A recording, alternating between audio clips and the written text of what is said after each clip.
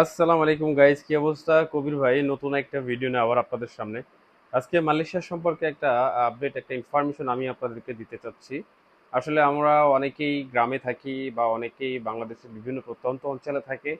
আর মালয়েশিয়ার যে কলিং ছাড়বে ছাড়বে যেটা আমরা শুনতেছি, এটা সব থেকে বড় কথা যে এখনো মালয়েশিয়ার কলিং ছাড়বে এই বিষয়ে অনেকটা কলিং অলরেডি ছেড়েছে, কিন্তু কোন প্রক্রিয়ায় মানুষ যাবে, কিভাবে যাবে, কোন কোন এজেন্সি কাজগুলো পাবে, হ্যাঁ, এগুলো এখনো একটা সিদ্ধান্তহীনতা রয়েছে।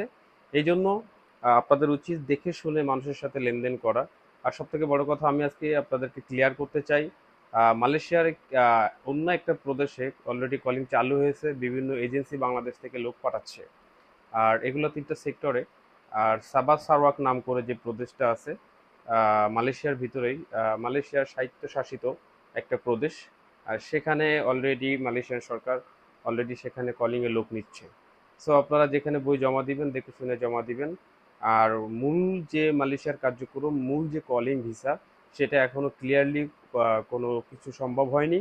আর কলিং হয়েছে, বাট কোন কোন এজেন্সি বাংলাদেশে কাজ করবে, কারা কারা কাজ পাবে, অথেন্টিক যে সোর্সগুলো আছে, যাদের আরএল নাম্বার আছে এবং ভালো যে এসএনজিগুলো, তারা মূলত কাজ পাবে, বাট এখনও সেইভাবে কোনো ডিক্লারেশন আসে নাই। সো অবশ্যই ভালো থাকবেন। আর আপনারা বুঝে শুনে বই জমা দিবেন।